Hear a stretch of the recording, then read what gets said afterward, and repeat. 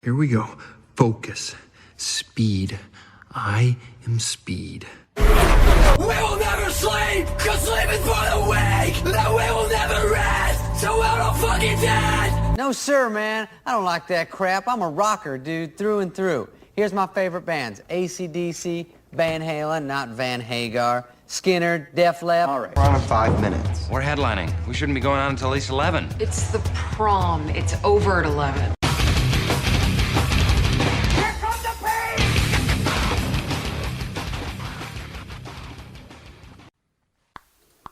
I'm always doing that, dude. I'm always pressing record with the Nice little the click metronome on. Yeah. Yeah. We can end up beatboxing. Can you beatbox for me real quick? A little bit. All right, guys, we got Brandon Bethel here in the studio today. Up? And my name is Sam Cox, and this is the Independent Musician's Guide podcast. And this is episode number, I think it's 11.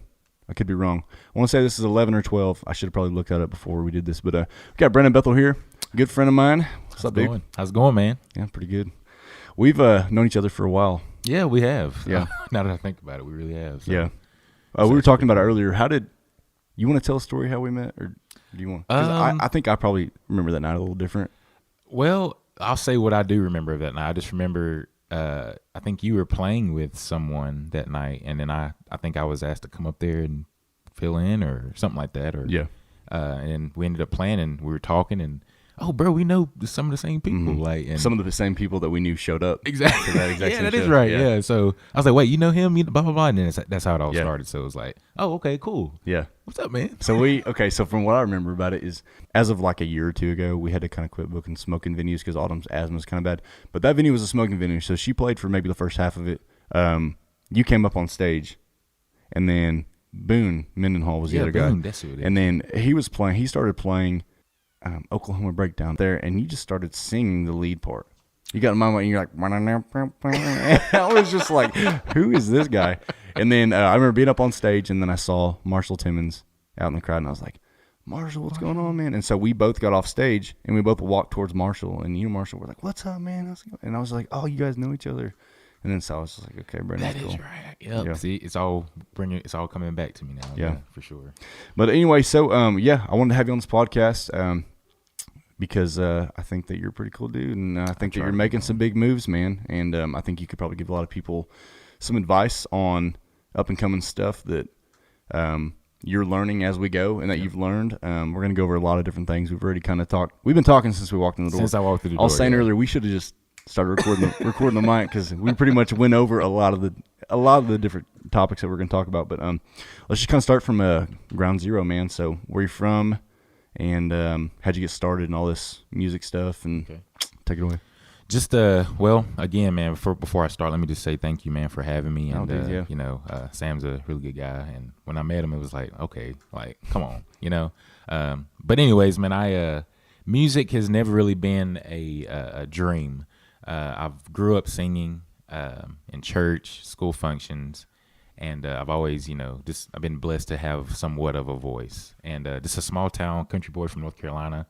And, yeah, where from North Carolina are you from? Morganton, small town in Morganton. It's probably about the same size as Muskogee, Oklahoma, just a little nicer. All right, just a little nicer. Didn't take a whole lot. Yeah. Man, I like I said, grew up singing in church, school functions and stuff, and it came down to my senior year of high school, and of course I went on a scholarship, came out here to Muskogee, went to Bacone College, went to OSU for a little bit. What scholarship did you go? Football. Yeah, big time sports. Running back. Running back? Yeah, man. Yeah, Who's your favorite NFL team? Go.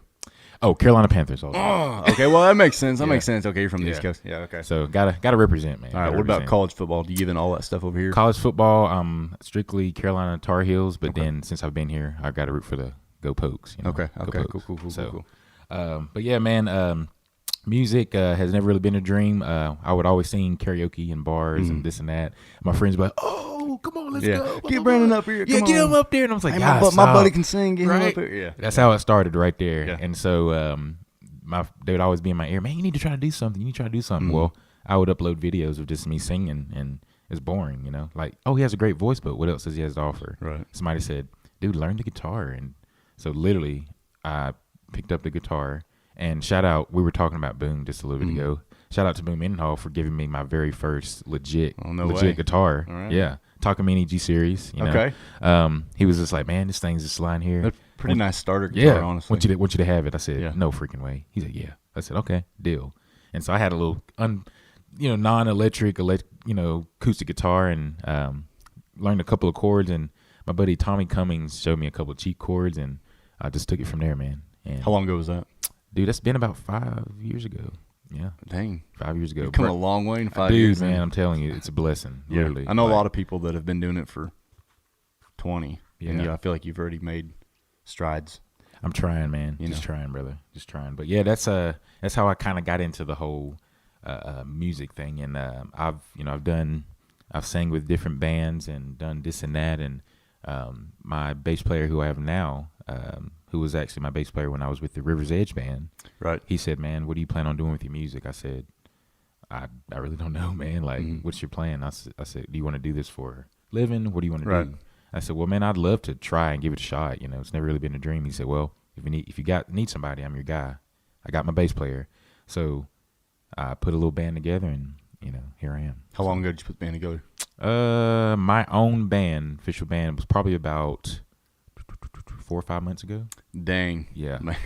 Yeah, literally 4 or 5 months. That's crazy, man. Gosh, you're just moving quick, dude. Dude, I'm just trying. I'm always trying to learn from other people and learn how to do things and how not to do things. Well, and I feel like, so correct me if I'm wrong though, so River's Edge, I feel like whenever you get into a band like that, you learn things very quick because of the places that you're playing, because of the amount of money that you're making, because of the other people in the band, because that was more or less of a casino circuit band, right?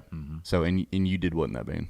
I was literally the lead singer, played the acoustic. And you got up there, so you just learned right off the bat just how to interact with crowds and how to interact with the crowd, being the front person who they see up front, and then I always tell my bands, like, you guys make me sound so much better. Like, literally you do. And that was just kind of things I had to learn really quick. Like, okay, the crowd is going to interact how, it's hard to get up on the stage, and this as much as I do. If the crowd's not into it, sometimes it's hard to keep that energy. Like, let's go, You have one of two ways to go. You have option A, which is let's get this crowd into it, or you have option B, which is, all right, we're just going to play some songs and just keep our head down for the rest of the set and just whatever, you know what I mean? So, and I've taken option B many, many, many times where I just was like, screw this. Yeah. This crowd ain't liking it, you know. And them casino gigs too, man. I mean, me and Blake were talking about the other day, but the money's great. You get treated pretty great for most of the time, but it's just kind of like you learn so much so quick whenever you get kind of like thrown into that thing. So, how'd you get put in a River's Edge band? Man, just like sometimes it comes down to who you know, and then there were some guys in there that had been with River's Edge since it started, and Blake Turner actually used to, good buddy of ours, man. He used to sing with them, and he's doing his own thing, man. And they said we need a lead singer, and somehow they got in touch with me, and said, hey man, what are you doing right now? Blah blah blah. Would you want to do this? I said, sure. It'll kind of help me out and me helping you guys out as well. So it just kind of worked hand in hand. Yeah, and you saw that as an opportunity just to kind of like get your foot in the door. For sure, yeah. Shake a lot of hands, a lot of people at venues, make a little bit of money. Yeah, because the casino money, dude, it's okay. It really is. It's okay, dude. man. Yeah, it might pay a bill or two. You know what I mean? So some gigs pay the soul. You know what I mean? Casino gigs aren't always that sometimes, but I mean, because you're getting up there for. I want to say, as far as a casino gig goes, the normal time slot is like 4 hours. Oh, you're not. Like maybe at any bars around here, Corona, Dwayne's, or whatever. It's 3 hours. But then casinos are 4 hours because I think they're just trying to justify paying. So much. Or, you know what I mean? So, but I just want to smack the first person to ever accept a 4-hour show. And be like, why'd you do that to us? Can I lend you my cheek right now? Was that you? That's no lie. Whenever we got these casino gigs, we still play them, But we saw the set time, and even the guys were like, dude, that's a long time. But then you look at that money, and it's got the comma in it, and you go, and we might do that. Yeah. I can be bought. Yeah. All right. I have a price. Yeah. Go ahead and purchase me for me. Yeah. Well, yeah, man, cool. All right, well, and then so you got to where you're doing your own thing now, and you pretty much has just been taking off like a rocket ship here recently. I feel like you've been spitting out singles, trying to on streaming. You just who'd you open for last weekend? Josh Ward, man. I've never heard of that. No, I'm just kidding. All right, never heard of that guy, Yeah. man.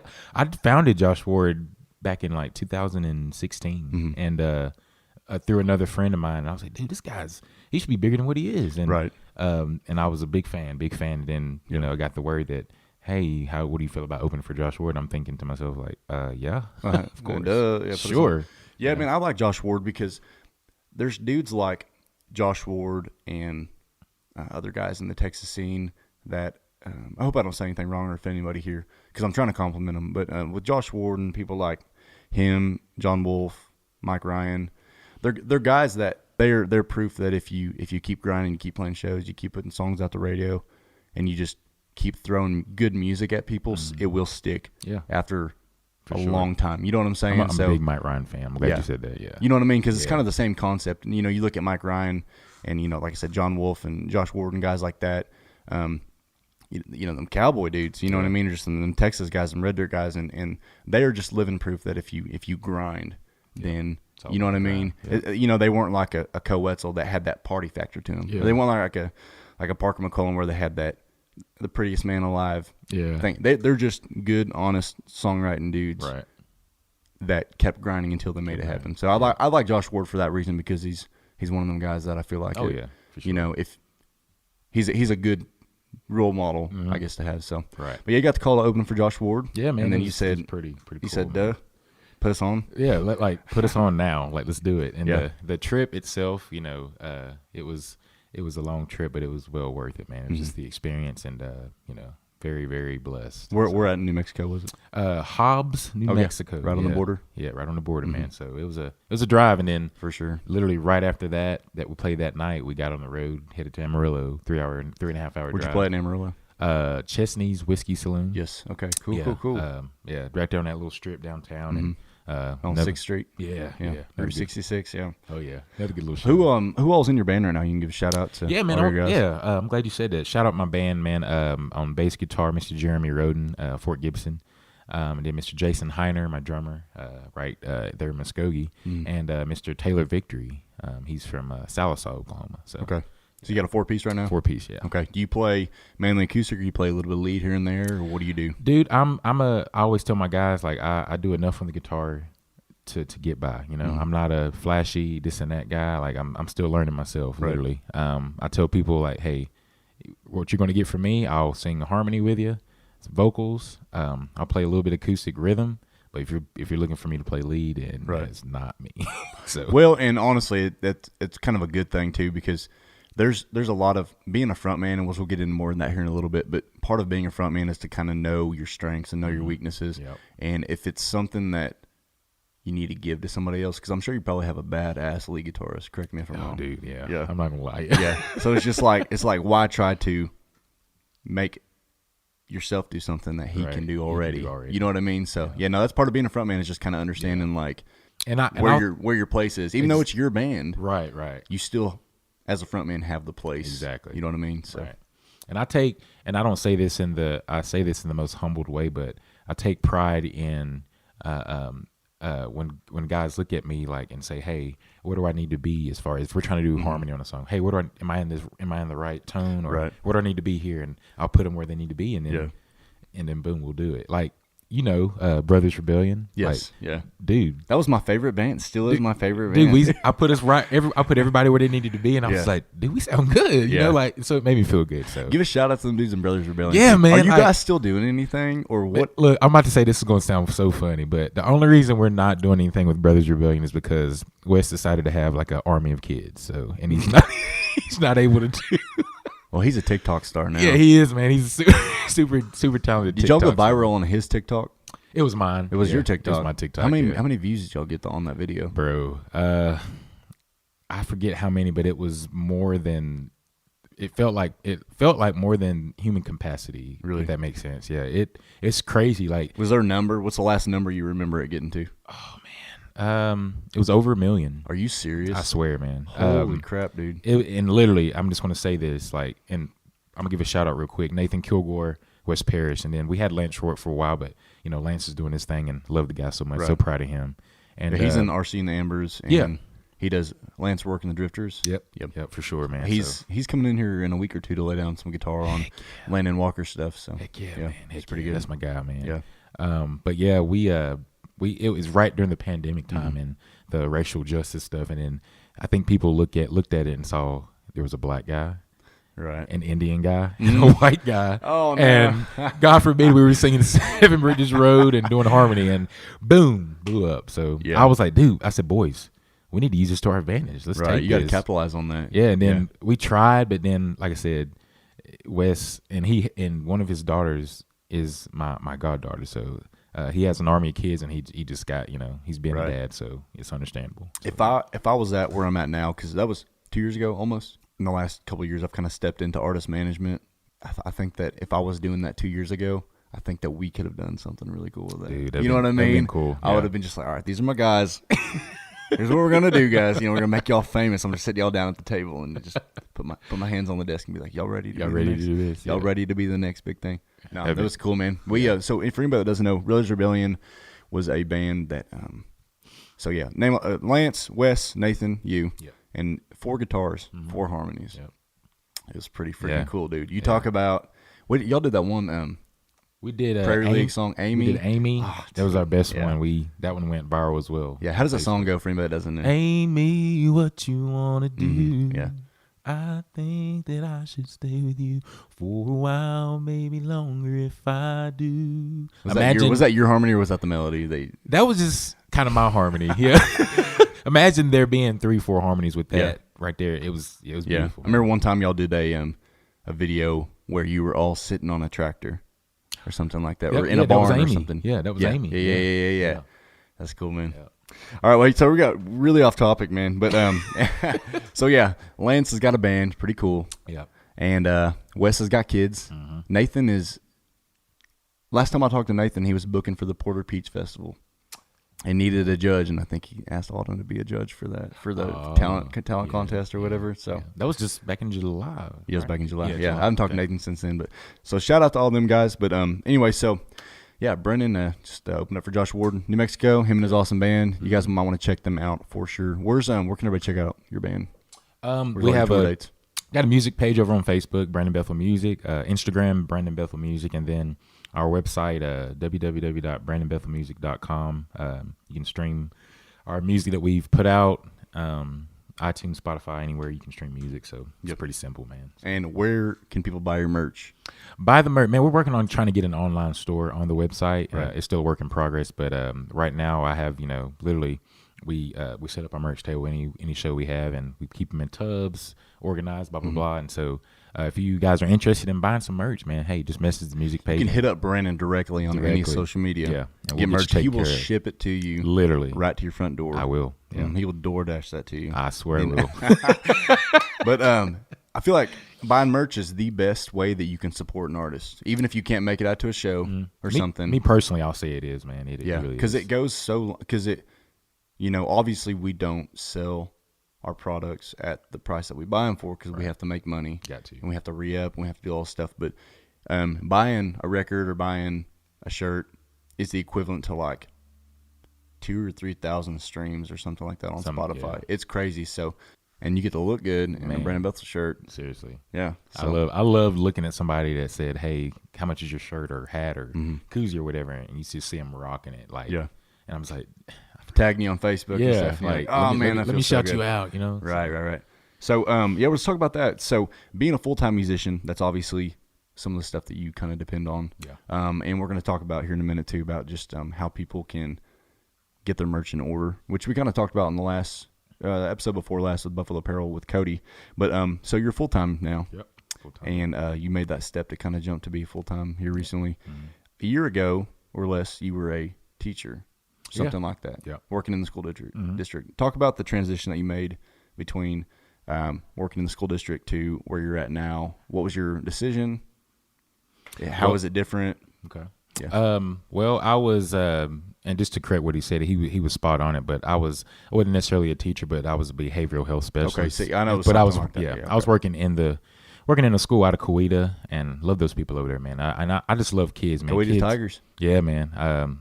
Kids have a special place in my heart. I don't have any personally, but Lord's willing, he'll bless me to have a kid or two or something. But I love kids, man, and I love to see. I want to help kids, especially nowadays. The generation it's just wild, and kids are just exposed to so much. So, started doing that, man, and then that was right around the time COVID. Kind of just hit everybody, and I remember literally we went on break for spring break, and then never went back to school. It was the longest spring break. Longest spring break, man, and never went back. And then there was a lot of things going on in my company, and it just kind of just like it affected some people. And so, with that being said, I ended up leaving that company, and then went to actually work in pest control as a termite manager. And when that didn't really work out, it was like because with me working a full-time job and doing music, it's like, all right, I'm straddling, 1 foot here, 1 foot there. And it's harder than what people realize, but right. I don't make excuses. You got to do what you got to do. Right. And as I like to say, it'll buff out. It will. Some way or somehow it'll buff out. And I'm going to put that on a shirt or something. It'll buff out. It'll buff out. Yeah. And so, yeah, man, after a while, I just kind of said, well, maybe this is God saying, here's your chance. Like, put everything you have into music. Put your heart, put your soul into it, and and do what you got to do. So that's how I'm taking it, and that's kind of where I'm at now, man. It's just put both feet in, and and it's all about the grind, man. It really is. It's all about the grind. I don't want anything handed to me, but it's all about who you know, and I'm a firm believer on this. It's all about who you have around you. Very good. All about who you have around you. If I don't have the right people around me, I'm not gonna make it. The music industry is roughly like 20 to 40% of how talented you are. Yep. The rest of it is literally like how well can you market, who you surround yourself with, how good of a person you are, and how good of a hang you are. You know what I mean? Because people will call you for a gig if they like you. You know what I mean? But, oh man, that Brandon, that's why you're here today. Yeah. Because I like you, man. Like we're friends. We've never had any. You know what I mean? We've always been cool. You know what I mean? Sure. And so I mean, it's just being present, being nice, making sure the people around you are doing the exact same thing. For sure. But so I feel like kind of what you said was you had kind of 1 foot in, 1 foot out. I feel like that's where so many musicians are at, and that's kind of the whole reason this podcast is for people that are playing music and they're quote unquote weekend warriors, just and then they're back to their 9 to 5 or whatever. Yeah, man. True. Not that everybody hates their job or anything, but I know that a lot of people that are playing music, the majority of them would probably rather play music full time. You know what I mean? Sure, yeah. So and that's kind of really what this whole thing is about. Like I said, so whenever you decided to make that jump, was it pretty scary? Dude, it's literally one of the most. I'll say this: the scariest thing I've ever done in my life was move from North Carolina to Oklahoma my senior year of high school. And it was like, dude, I'm going to a whole nother state. Don't know anybody. That was the scariest thing I've done. I've been here for 10 years now. And it was definitely scary because I looked at it like this. Okay, I'm going to take a major pay cut from what I was making. Like I was making really good money with my job. And then plus, music on the side. Yep. And then so major pay cut, I had to sacrifice a lot of other things and benefits and that kind of stuff. All that stuff, man. Right. So it's like there's a whole lot that goes into just being a full-time musician. Oh, I play music for a living. Like it's especially if you're an independent artist like me, everything how you go is how you go. If that makes sense. You're the boss. It's up to you to set up stuff.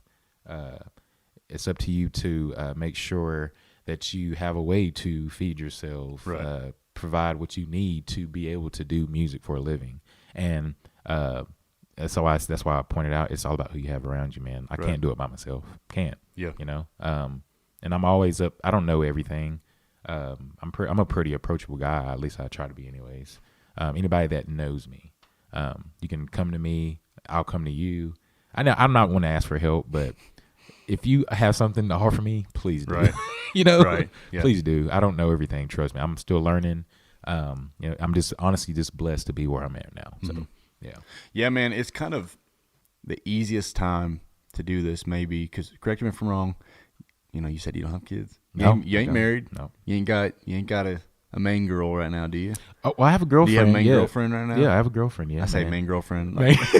Yeah, I have a girlfriend, man. But she's supportive, yeah? Yeah, very, very supportive, man. Very so supportive. as of right now, the only person that relies on Brandon is Brandon. Yeah. You know what I mean? So you don't have any kids. You know what I mean? You don't have like a truck that you can't afford. You know what I mean? Which is, I feel like, a downfall for a lot of musicians. They got to have it all, you know. They got to have all the big time. And so if somebody's going to make the jump to do this kind of thing, the best time in their life is to do it, you know, while you're only relying on yourself. Yeah. You know, if you want to go open for Josh Ward, I don't imagine y'all got rich off of that show. That was more of an exposure kind of thing. Definitely exposure, an experiment or something. Exactly. Like that, yeah. So at the end of the day, Brandon can say, hey, man, if I want to eat a little bit cheaper next week, I can do that.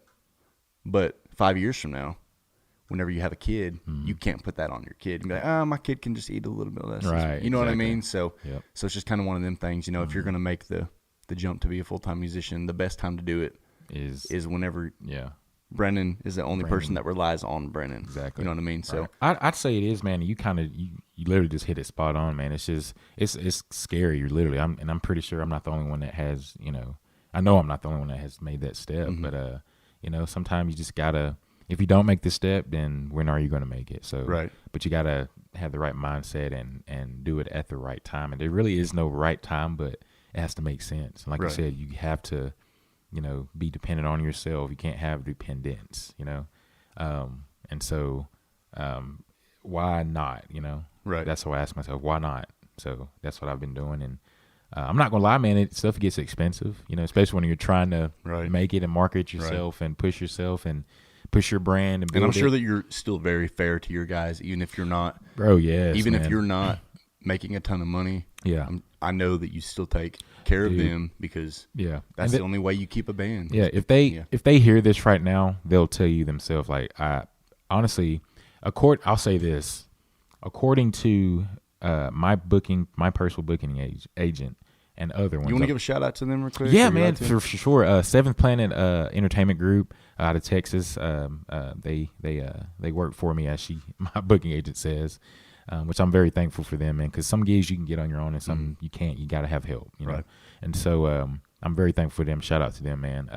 I've talked to them and multiple other agents, and they have always said, you know, with you being the boss, you know, you have your band that works for you. I don't want my band to feel like just a bunch of hired hands. Right. You know, I've always told them how I go, we go, or how you guys go, I go. We're in this together. But yeah, it's my name out there that's on the line, that's being pushed. Like something bad happens, they're going to see that name. If something good happens, they're going to see that name. Right. I want you guys with me. Right. So it's my job as the boss to take care of them. Yep. And I've heard heavy is the head that wears the crown. Yes. Very, my favorite quote. Very, yes, dude, that's solid right there. Yeah. Yeah, I have to tell myself that all the time. But yeah, I've heard from multiple agents, and I said all to say this. They said, you know, your band's not supposed to make as much as you, you know. And it took me a while because I really want to take care of my guys. I want to make sure they're taken care of, you know, especially with me having this as my job, you know, how I make my money, how I feed myself, take care of myself, blah, blah, blah. It makes sense, you know, because if you work a 9-to-5 job, you're not going to make as much as your boss Well, that's does. the thing, man. Like if you're, you know, Tahlequah Walmart probably has 100, let's say 100 employees. Are they splitting the gross sales 100 ways? In Metallica, I'm sure they split that 4 ways. There's 4 people. Yeah. But this is Brandon Bethel. Yeah. You know what I mean? It's Brandon Bethel. Yeah. And it's good to have that open line of communication. Sometimes open communication. Sometimes it's like a don't ask, don't tell. If you got hired guns, this is what the gig pays. You want to take it. You know what I mean? So, man, I'll put it like this, man. It's more difficult, man, because I really do care about what people, their feelings and stuff. I really do. Sometimes it's hard for me to like show it. It really is. But deep down, I really do. And, you know, I don't want to like hurt anyone. You know, but it's hard. It's not hard to be honest, but at the same time, it's like, okay, you know, you guys are my band. You know, I'm very appreciative of you guys, and I don't want them to think they're just a bunch of hired guns, and I can just go, oh, all right, you don't want to do this, all right, I'll go find somebody else. I'll go find somebody else. Yeah, you know, so these guys have put, you know, their time, money, and stuff into, you know, helping me build my brand. So, you know, the least I could do is show them, you know, in any way I can that, hey, I appreciate you guys. You know, just being my band. So. It's hard to have a band that sticks around for a long time. You know what I mean? And I'm not going to name any names, but I mean, you look at over, go look up the band on Wikipedia. Then it's like, these are all the 30 band members that have been in the band. Here's the one person that's been in the band since the beginning. And it's like, there's a common denominator right there. You know what I mean? But you look at somebody like Randy Rogers' band, same 5 guys since 1990 or something. Whenever they formed. I don't want to make them guys seem older than they are, but you know what I mean? So, and I'm sure it's because, there's honest relationships there. Yeah. They're open about things. You know what I mean? And just being a frontman too, I'm sure they're all, Randy's the frontman, but they're all part of, like, in the business aspect. You know what I mean? So there's a lot of weight in being a frontman as far as, being in your own band, because it's like, at the end of the day, you're the one that makes the call on everything final. Yeah. You know what I mean? I'm sure that you take opinions, but when it comes down to the set list, when it comes down to where we're actually going to go, like, that's you. Yeah, man. And I'm glad you said that. I always ask them. I say, hey, I get their suggestions, opinions. Say, hey, do you guys think I should do this, or what do you guys think about this? And sometimes if they throw an opinion out there, I'll say, yeah, hey, let's try that. Right. I don't want to be that guy where I'm just like, nah, bro, like, chill. Right. Like, no, like, and the thing about it is, to anybody out there that is a frontman, both options are not only in your power but acceptable, because you can be the front guy that's like, nah, I really want to do it this way because we've been doing it this way, and I think I'm just going to stick with this song before this song, or I'm going to stick with a fiddle solo right here instead of a guitar solo or whatever. And being a front guy, you can be like, I want it this way, and then a lot of guys will just be like, cool, hey, you're the boss, which is acceptable on both ends. But also you can be like, okay, cool, let's try it, which is still cool and acceptable because you're the front guy, and you get to make the decision whether or not you want to really take in the opinions of, you know what I mean? So, sure. But at the end of the day, if you do or don't want to do something, then you do or don't do it. Yeah, you know what I mean? So, but anyway, cool. So being a front guy is a thing, man. Being a front guy it's definitely more than what we were just talking about. It's a lot of weight on your shoulders. Like, you go to a show, everybody's looking at the band, but they're looking right at you. Like, okay, is this guy going to, we're going to like what we hear? Is this guy going to, get us into it? And I try to, every show I learn different. Sometimes you just want to get that crowd they're just not into it, no matter how much you do. But I try to take pride in keeping that energy. Right. Does Brandon Bethel have the moves? You got some moves on stage that man, you do? You got like the holding the guitar out here, the whole. I haven't broke out any crazy moves yet. Yeah. But I feel like that one show is gonna make me, cut a rug or something, man, with my guitar. You got a few lines that you use, because I know that Autumn.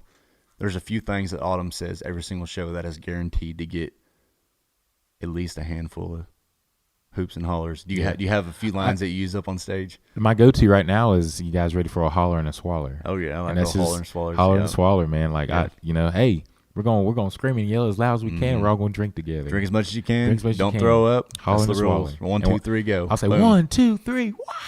Yep. And we'll drink together. Yeah. All right, y'all. We got a phone call in the middle of that. Autumn called me. All right, we're gonna move on here. So, what have you learned since you have became a full-time musician? What is something that, if you could give one piece of advice, and I know we've already went over a lot of stuff already, but if you could give one piece of advice to somebody that is wanting to become a full-time musician, or somebody that's a front man that is wanting to start their own band, or that's already in their own band, is there anything that you can give to them? I would probably say, for one, be very approachable, be very organized, and always keep a paper trail of everything. Okay. Because like I said, full-time front man, especially if you're an independent artist, trying to, make your move and, to put yourself out there. You mean paper trail as far as like have the talent buyer, the manager text you how much you're getting? Everything, yeah. Have everything. Because a handshake sometimes isn't what it used to be. What it used to be. In the venue. Yeah. Because, I mean, if a venue has a bad night, you're not a hard thing for them to just cut off their expenses. Yeah, right? Exactly, yeah. I thought we said half that much. Like, no, I actually have right here. Exactly. So, you texted me. Yeah, exactly. So always, that's why I said be very organized, and that's, like I said, people keep a paper trail of things and whatnot. And so, but yeah, those are just two things right there. I would say, if you're trying to make the move into being a full-time musician. And the biggest one, and I said it already, but keep the right people around you. Right. Literally, keep the right people around you, and grind. Don't expect anything. Just grind. Everything will take care of itself. But Scale of 1 to 10, how important is mental health on the road? Man, if I could say a 12, I'd say that, man. You say 12? Yeah, dude, mental health on the road is very, very important, Yeah. and in general, it's important. And I say that because I worked with kids, certain age groups, and mental health, it's very, very important. If you're not healthy mentally, It's kind of hard to do your job. Yeah, it's hard to do your job, and it's hard to you can't fake it. And I feel like that ties in a lot to the guys that you have around you. You know what I mean? Because if you're driving back from Hobbs, New Mexico to Muskogee, your mental health probably isn't going to be in tip-top shape if you have a bunch of guys around you that aren't the guys that you want to have around you. Exactly. You know what I mean? So it's kind of hard to stay mentally okay in a work environment, because a band is a work environment at the end of the day. You know what I mean? It is. Walmart's a work environment. School's a work environment. Yep. You know what I mean? So me and Brandon had a run-in a couple of years ago, and this is kind of another thing, I guess, kind of segueing into advice that we would have for other people. Here's another big piece of advice that I feel like both of us would have for somebody else. A couple of years ago, me and you decided to go into the studio together. Yep. And what had happened was I was, freelance, part-time, working at a studio. We're not going to name any names. And the producer was just a studio where there was a lot of rescheduling, a lot of kind of, maybe wishy-washy kind of stuff. And the equipment was not really up to date, didn't really spend a whole lot of time maybe micing things the way we should have, that kind of stuff. But me and you went in there, and I said, hey, man, I'm working at the studio. If you want to come in and record, really cheap deal for what it was. And at the end of it, we both thought, man, like this song is like really bumping. Yeah. Then what happened? Well, we just kind of got some constructive criticism, from someone, and like I said, not gonna drop any names, just from someone that we both trust an opinion from, and who's already kind of, got music out there, and it was very, I wouldn't say humbling, but it was very like, okay, my ears are open, like, okay, maybe, like you said, I thought it was, I was like, okay, and I think I thought it was great, but I think I was just more so excited, like, okay, that you finally had recorded, a song that I wrote. So, the excitement part of it was the big thing, and then, I was like, me and you were both like, dude, like, this is awesome, like, this song is awesome. I thought it was good, man. Which that was going on 2.5 years ago. It's been a while now, but so I think that when it's all said and done, musicians need to make sure that they have a very decent sized budget on recording. Because Blake Turner, he was in here doing a podcast the other day, he'll tell you, he's a radio DJ, he'll tell you the first thing that you can do to sabotage your career is to cut corners on production. Yeah. What have you learned about that? Is that true or false? Very true. So we spent, I think, maybe $300 on that song. And we were like, oh, man, we're getting a hell of a deal. Yeah. What'd you spend on your latest single? What'd you tell me in the kitchen earlier that you spent? Well, I'll say that particular song we worked on, we did 300. And then when I actually redid it, great production, this and that, ended up spending 1,200. So. And can you tell the difference? Night and day.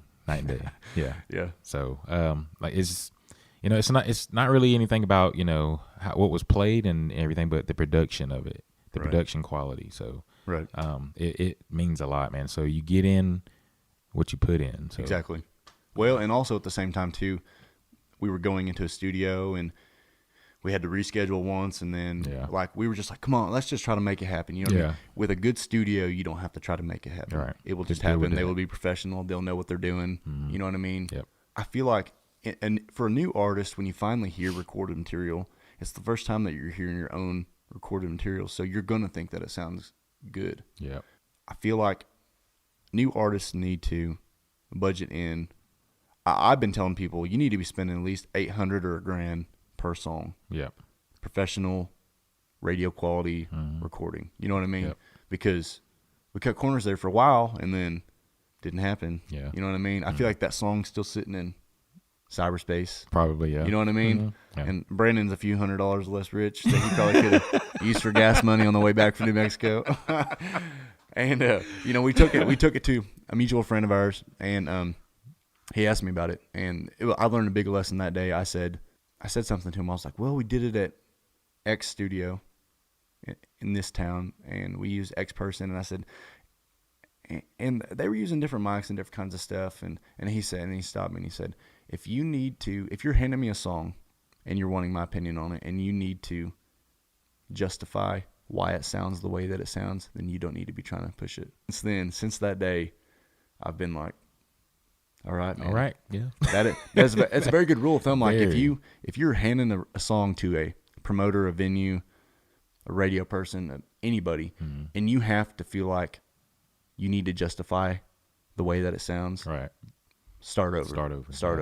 For sure. So- Yeah, totally agree, man. I feel like we both learned a good lesson that day. Hey, huge lesson, man. Yeah. It was very like, okay, like I didn't take it the wrong way. I was like, okay, thank you. I needed that, you know, Right. like, yeah, huge Yeah. lesson, man. So, Yeah. but I will say, man, thank you though. Like, you're the first person that actually at the time was like, hey, man, I want to, work with you, blah, blah, blah, or do this, blah, blah, you know what I mean? So, I feel like in a way I did you a favor because I think you were going to spend way too much money in Nashville.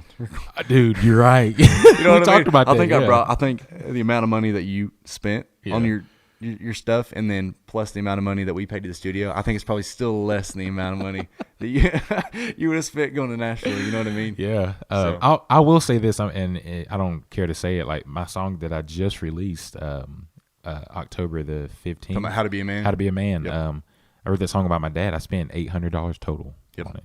And if you guys go listen to it and hear it, you'll never be able to tell. Like it was produced very well. The Right. instruments, my band, all played on it. Like It's good.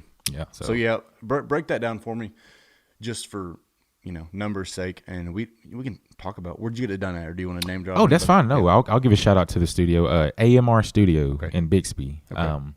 Mr. Stephen Adwell, great engineer up there. Really cool guy, man. My thing is, I'm all about professionalism.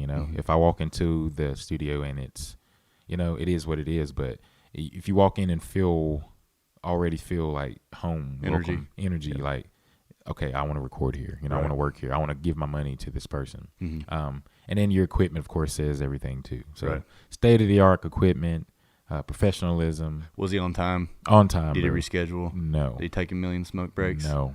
Professional, like Okay. on it. Yep. And I will say this, I'm not going to name drop or anything, but we went up to, I forget where it was, but it was about a 2.5, 3 hour drive. A guy that we all know, he plays with a couple other big bands or whatever. Went up there and he told us all we needed to bring. We brought our stuff and we get there and he didn't have this. And so my drummer had to go buy literally Red flag. You've seen all the stuff on Facebook recently. All the red flags. Yeah, red flags. that's one. We need yeah. to make a bunch of posts that Yeah, are we just do. like if the producer takes 18 smoke breaks. You know what I mean? The producer's late. Yeah. Like we paid for a day, but we spent half of the day going to the music store buying this so we could do our part when we brought our stuff and you don't have what you have. Right. And he at the end of the day he offered us another day for free and a discount, but we felt as though where we record now is it's just better, and nothing against that person. I'm not going to drop any names, but professionalism is everything. So, Right. Yeah. And the quality too, man, because like I said, it will downright hurt your freaking feelings when you go to take a song to a promoter or a venue or management or radio or anybody and show them something and they tell you that it does not sound good, and you're like, man, I just spent this much, a decent amount, when honestly you should have spent way more somewhere else. You know what I mean? So do not cut corners on quality music. That is the first thing that you can do to just, I don't want to say sabotage your career, but put a cap on where you're able to go. You're able to go, yeah. You know what I'm saying? Sure. Because like there's, people know Brandon as a person. They know your personality, they know that you're a good guy, friends, that kind of stuff. But here's Brandon's music. Yeah. Brennan's personality can only take him so far. Right. Yeah, like I said, that 20 to 40% is that quality of music that you decided to go and do. And now you went and did it. Yeah. And now you got a Spotify going. You got some man. decent monthly listeners going on. Trying, bro. Trying, Yeah. man. What are the other songs you put out? You put out How to Be a Man. You put out Yesterday, which is a song that we originally did. That was my first release. It actually came up on a year old, the 23rd of this month. Seriously? It's a year old already. Wow. Yeah. God dang, dude. Yeah, man. I wrote a song for my best friend and his fiance, now wife. I was the best man, so I wrote that song for them, and that was June 25th. If you guys go check that out, man. It's one of those songs that hits home, and I wrote it for someone. So now when they go to iTunes, Spotify, they can say, "Hey, babe, let's go listen to our song," and their wedding picture's right there, So yeah, that one, and then I wrote another one by a buddy of mine who drank his pain away. He's still alive. What's this one called? Drink My Pain Away. Okay. All right.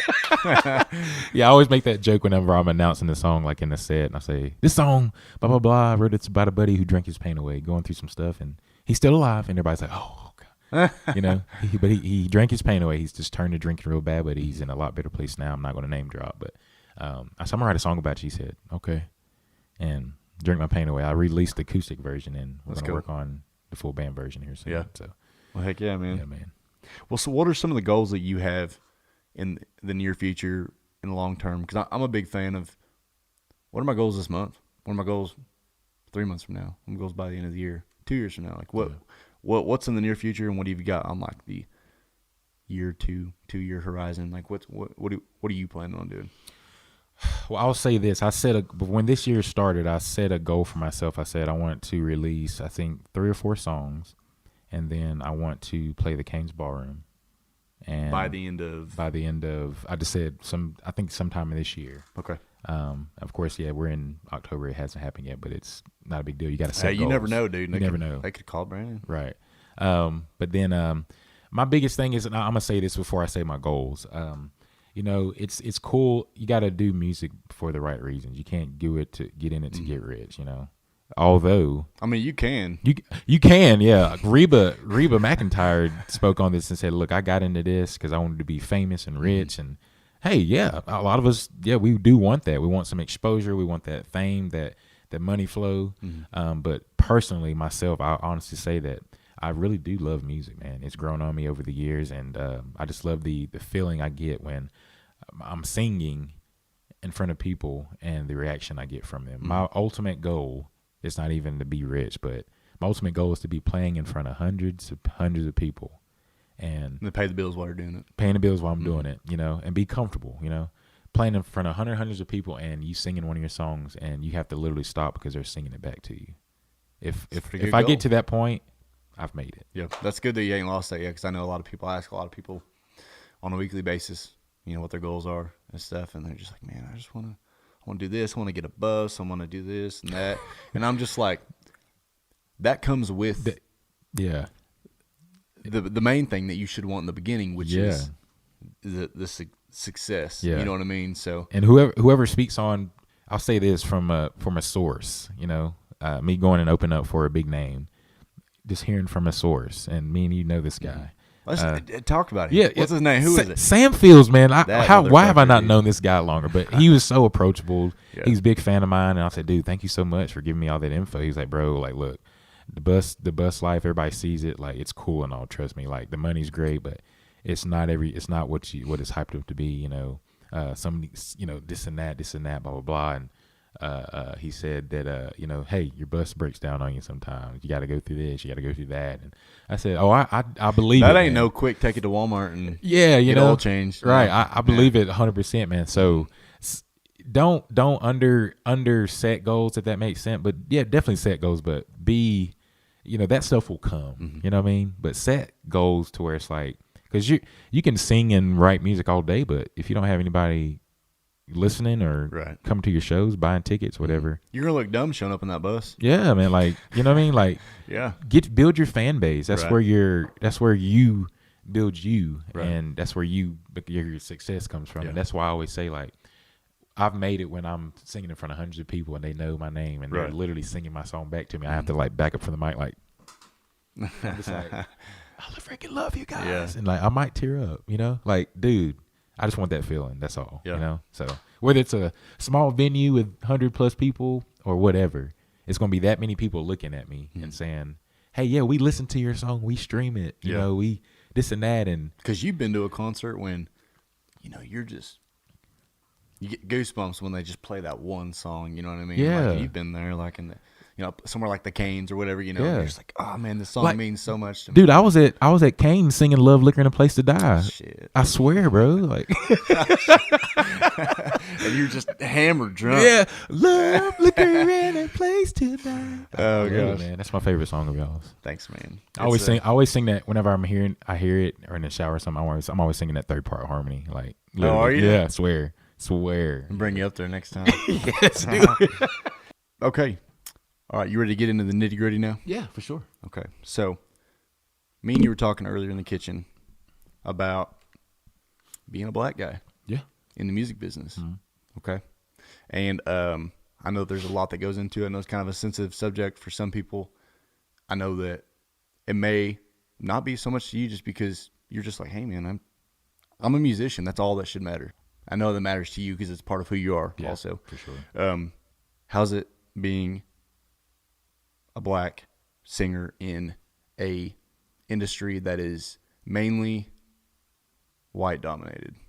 Just what is, I know it's a really loaded question, but what are some of the, because there's probably some benefits with it too, you know what I mean? What are some of the benefits? What are some of the things that are the opposite of the benefit? You know what I mean? Just to take it away. I'm going to keep picking your brain about this. Yeah, you're good, man. You know, for all you out there, if you don't know me, I am, you know, I'm a black man, and, you know, I love country music. You know, I'm a singer-songwriter, and I'm just like anybody else. I'm out here just trying to grind and make it, you know? It's very, like Sam was saying, it is a little bit of a challenge, but at the same time, just hearing it from other people and then knowing it for yourself, it is kind of you do have that leg up, as some people say. Right. And when I say a challenge, I mean it is because certain people look at you and say, "Oh, you know," I've even had this happen. I went to a pub or whatever, and an old man and his wife were eating dinner, and I'm setting up, and he said, "Hey, how you doing? Playing some music tonight?" I said, "Yeah," and he says, "What kind of music you gonna play?" And I said, "Oh, a little bit of country music, Red Dirt. Might throw a little bit of old school, new school in there." And he says, "Really?"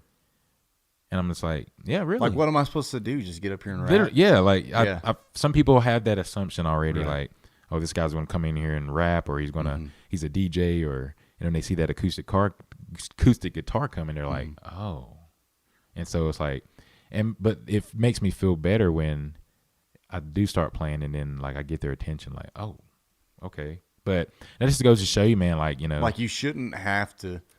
People shouldn't have to have that reaction exactly out yeah. of you. Right? Because, I mean, we're both wearing a hoodie. We're both wearing a black hat. Yeah. We're both sitting here in Yeah. the studio on Right. benches. We're both country musicians. Yeah. There ain't, you know what I mean? Yeah. It's just weird.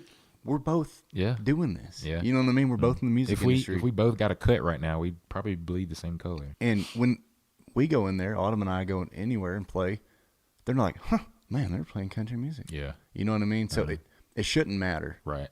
but it does to a lot of people. Do you blame people sometimes, or are you just kind of like, that's just part of how it is, or does it make you upset, or are you just kind of like, I'm used to it now, and I understand that they probably don't see a lot of black country artists now. Right. So how does that play into it? Upset? No, it's hard to really just to get me upset about anything. It has to be something like really, really that hits home as far as like, you know, family or somebody I'm close to or along that matter. But I'm human at the end of the day, you know. I'm used to it for sure. I'm not up here saying that, hey, I've went through racism and this and that. I've experienced racism, you know. I've experienced it, definitely. And it, you know, being an African American man in, you know, in America is challenging, but I'm not here to say, oh, I need somebody to feel sorry for me. But being in the music industry where it is white dominated, like, you know, it has its perks, and then sometimes it's like, well, geez, like I'm just another regular guy, guys. Come on, you know. And Right. so, but I look at it on the positive side as like, hey, I'm gonna use this to my advantage, you know. A lot of guys, I've had so many people say, dude, I'm not gonna lie, when I first heard you or whatever, I did not expect to see a black guy. I was like, it's okay, man. You can speak openly with me about it. I'm not going to get offended. You respect that a little bit more. I do, yeah. Okay. Like some people expect this, and then when they get this, and then their reaction is like, holy cow, you know, you just gained a fan or two, whatever. Right. So I look at it all positive, you know. I was in 7th grade when I really just became like a huge fan of country music, and I heard some Charlie Pride songs, and when I found out he was black, it just blew my freaking mind. I was like, dude, no freaking way. And, you know, I planned on going to see him in concert back in, I believe it was February of last year. And then, you know, of course he passed. And dude, it just like, wow, it just tore me up. So does it make you upset, or is it a compliment when people compare you to any soulful or any country music people like, you know, like Jimmy Allen, Cowboy Troy, Charlie Pride, that kind of stuff? If anybody were to say anything like that, because I'm sure that you're like, oh man, you remind me of.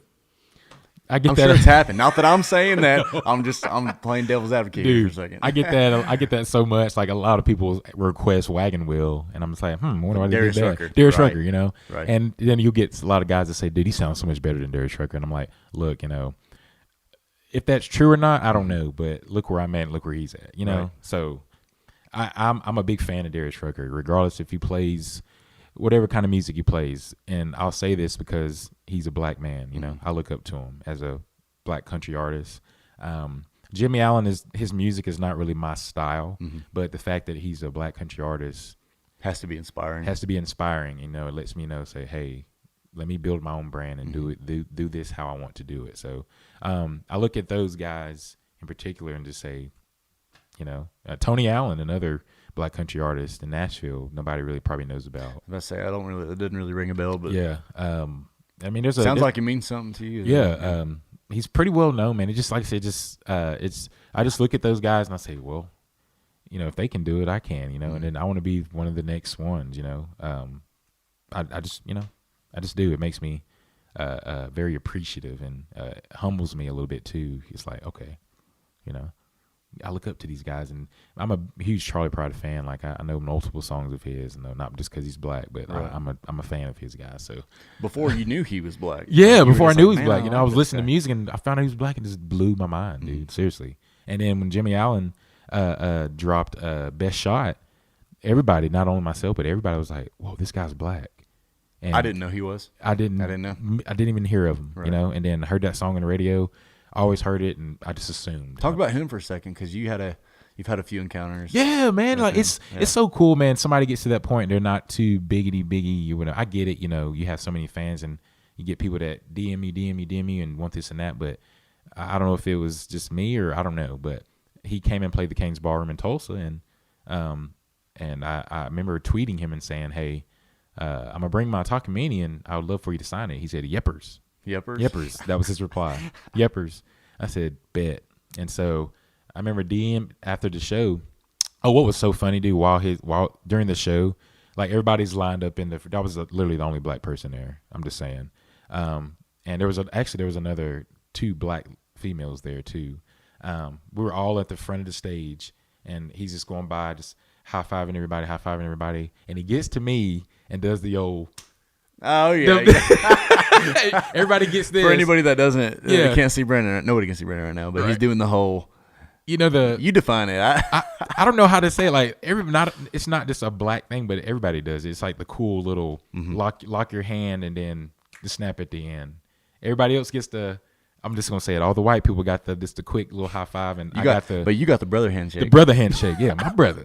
Thanks for showing up, man. Thanks for showing up, man. So I was like, my man. And then after the show, I DM'd him on Twitter. I said, "Hey, where you at?" He replied, "Oh, that's right cool, here." Man.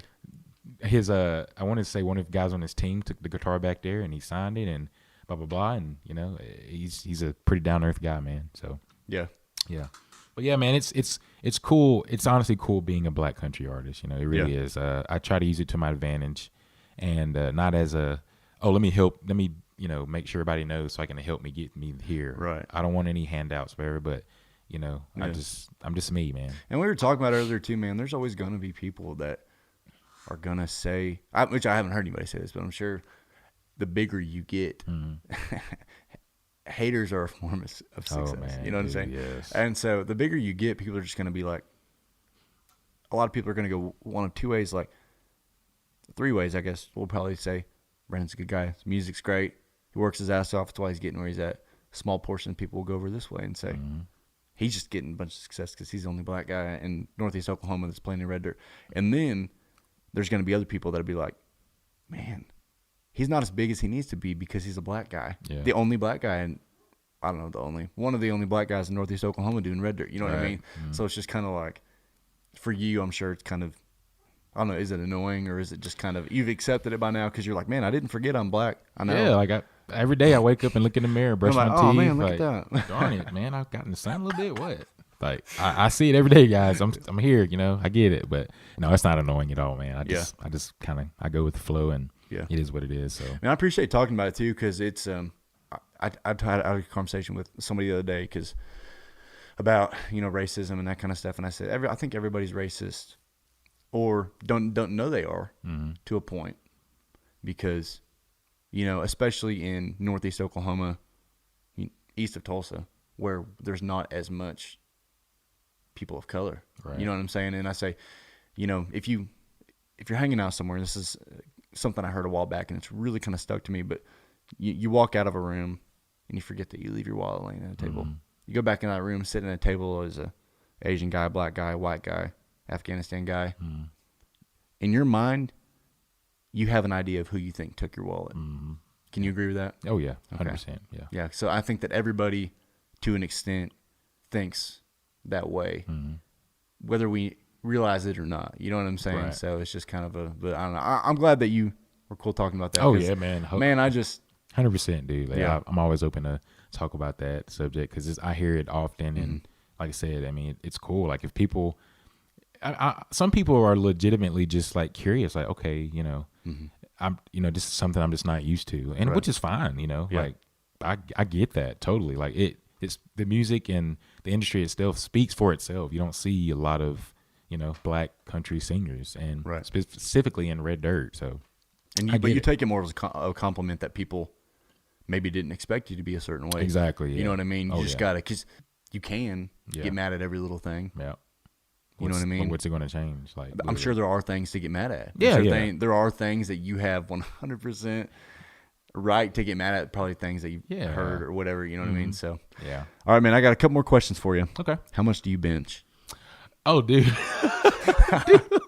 What was funny is I went and played a little deal here in Tahlequah over at NSU, and the college kids were asking me the same thing, dude. Like, I think my max would probably be like 385. Are you serious? Yeah, I showed them a video, and it's not me bragging, but I just like Hey, to stay man, in I shape. asked you. You didn't. Oh yeah, you're right. Yeah, yeah. We weren't just talking about. Hey, man, you know how much I bench?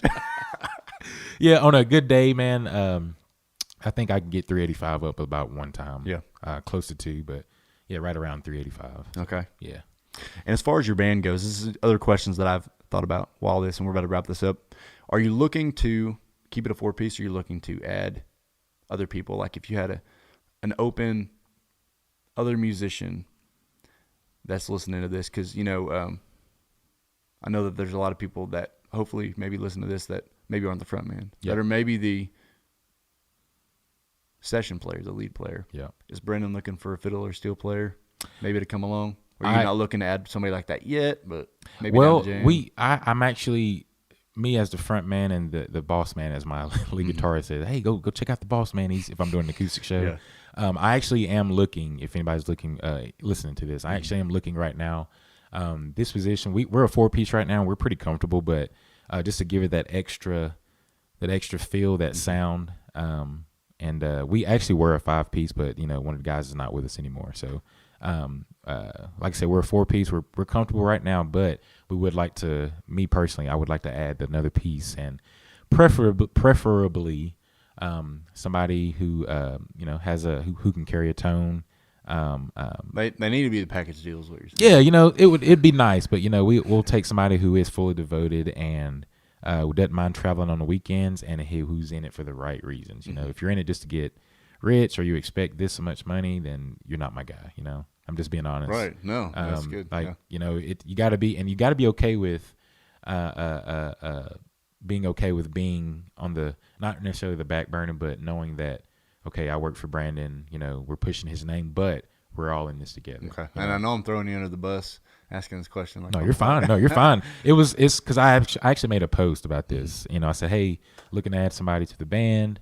You know, I preferably would like a fiddle, steel guitar player. Right. If you can play the guitar, hey, that's another plus. But somebody plays fiddle or steel, utility player. Definitely utility player. If you're multi-talented, and hey, if you can sing a little bit, hey, come holler at me. Message the band page. Okay.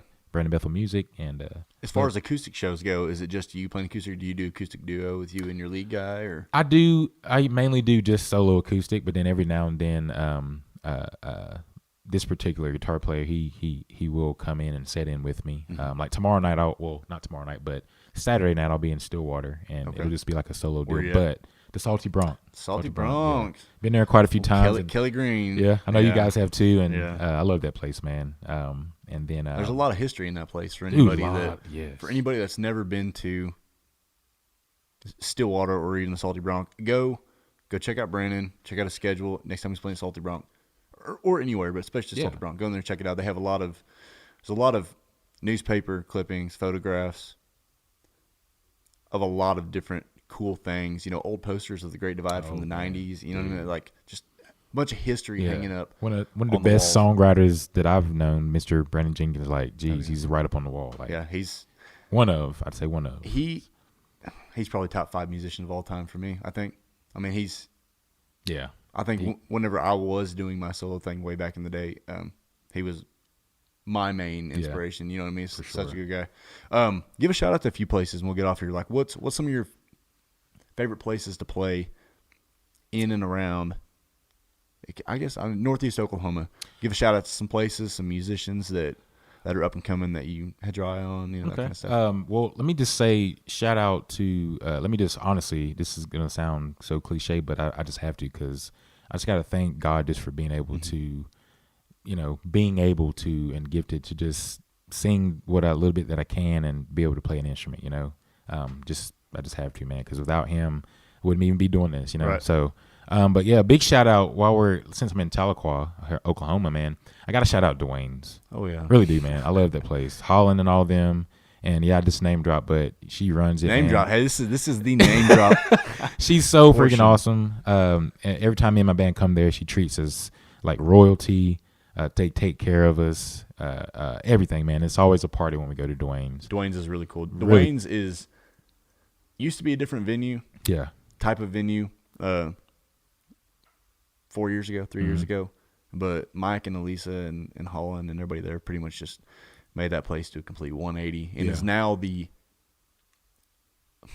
to get in trouble for saying this. Now is probably one of the most premier places to play in Tahlequah. You know what I mean? They've had Mike and the Moon Pies and the Vandaliers and BC and the Big Rig, RC and the Ambers play there all the time. You know what I mean? It's very cool place. Oh, yeah, man. So, love that place. Yeah. That's just one of the few places, you know, and I just these are just shout outs, you know, Croner and Bear, they've had me there before.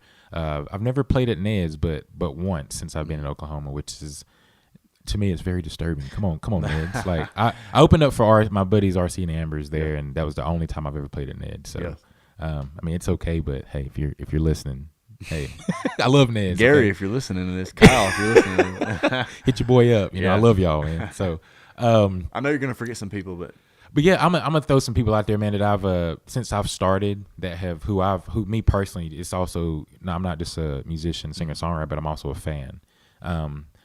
For one, I'll just throw you guys out there. Since I met you guys, since I met you, I'll say I had no idea, literally, and then you know I listened to y'all's music, and then you guys gifted us for opening up for you at the Cuita Festival, Brothers Rebellion, and I was like, God, these guys sound awesome, like it's legit. So, and then y'all set up, like it's pretty freaking cool, and the work y'all put into just you make your own music, you know, the touring, the everything else, and I try to tune in when I can when you guys do radio stuff and do this and that, but you know sometimes you get so caught up in doing your own stuff, right? And then I appreciate it, man. Yeah, man, you bet, brother. You guys, another one that sticks. I gotta say, thanks to Mr. Boone Mendenhall for gifting me my first guitar. Right, got to, man. All the musicians, local musicians that you know I kind of came up with when I first started. that have kind of showed me little things here and there. My local buddies, Casey West, who's come a long way. And if you're listening to this, he'll agree to this. Casey has come a long way vocally. When I first met Casey, he wasn't the strongest vocalist at all, and he's come a very, very long way. And I say that in the nicest way possible. It's just the truth, and he can vouch for that. Who's another one? Lance Rourke, man. So proud of that guy, Lance, dude. I've seen Lance, and I hope he doesn't mind me saying that. I've seen Lance at his absolute worst. Mm-hmm. He's still probably better than absolute almost worst. anybody, right? Yes, I've seen Lance at his worst, and the dude is gifted, talented, man. He is, if not the best, one of the best guitarists in this area. Yes, he's a freak of nature, man. Crazy, and just being a front man like he is, that dude can rock a 3-piece blues rock band better than anybody around here. Mm-hmm. Seriously. He's that guy. As far as a 3-piece goes, yeah. I mean, you get that guy Nick Petrie over there on bass, yeah, and then whatever drummer they got working with the dude. I saw them at Diamond Stone. Yeah, Diamond Stone. Can't remember which one it was this year. they changed the name. Dude, freaking holy crap, yes. dude! All of the musicians, you're good when all the musicians standing behind the stage, that Mike and the Moon Pies were back there, and Vandaliers, and me and my crew, and like everybody's just sitting back there just bullshitting. Oh, hey man, how you been? Shaking the, because everybody. You know what I'm saying? Mm-hmm. And then everybody stops and watches the other band, because they hear music all the time. You know what I mean? But when all the other musicians and their tour managers and their management and their roadies, everybody stops to watch the band, you know that band is good. Oh yeah, you know what I mean? Because it's hard to sound that good as a 3-piece. Sure. So, yeah. I'm just to be where I'm even at, man. I'm still growing, still climbing that ladder, and just appreciative of all who's in my life and who I may come up on, and the near future, and we're just out here grinding, man. So if you guys are along for the ride, go listen to the music and all that other good stuff. You got more music coming out soon? Yeah, man. My goal is to have maybe release an EP by the end of this year, maybe on Christmas Day. Oh, Christmas gift to everybody. Right, that'd be EP, cool. you know. So got to get in that studio and hit it hard, and if not Christmas Day, then sometime after the new year. You gonna keep recording in Bigsby? I'd like to. That's our plan is not throwing you under the bus. Oh no, you're good. Yeah, our plan is to definitely do that, but we're definitely open to other places and to kind of just see what happens. So, you doing any more opening gigs here in the near future for anybody else? Or? As of right now on my schedule, I don't have any opening gigs. Just got a lot of pretty solid, full band gigs, quote unquote headlining gigs. Bar gigs and that kind of stuff. Yeah, cool. For sure, man. Well, I'm sure that in a year from now, you can look back on this podcast and you'll be like, man, gosh, I'm doing all these opening gigs now. You're right. I hope Josh so, man. Ward's opening for me. You're right. I hope so, man. If not, hey, I'm still, at the end of the day, I'm still blessed, man. Still blessed. But yeah, I hope within another year, I hope to definitely, well, not hope, but I will, just because I want to grind. Manifest. I will be so many more steps up than where I am now. So, right. Yeah. Cool, man. All right. Well, this is Brandon Bethel, everybody. And this is a long podcast. I'm going to see how long this was. Hold on. We had a little over an hour and 15 minutes. That's not bad. He says about an hour. Bad. So, yeah. You might have to listen to this on your breakup drive to and from work a few times. Cool, man. All right. We'll see you later, dude. Yes, sir. Thank you for having me, man.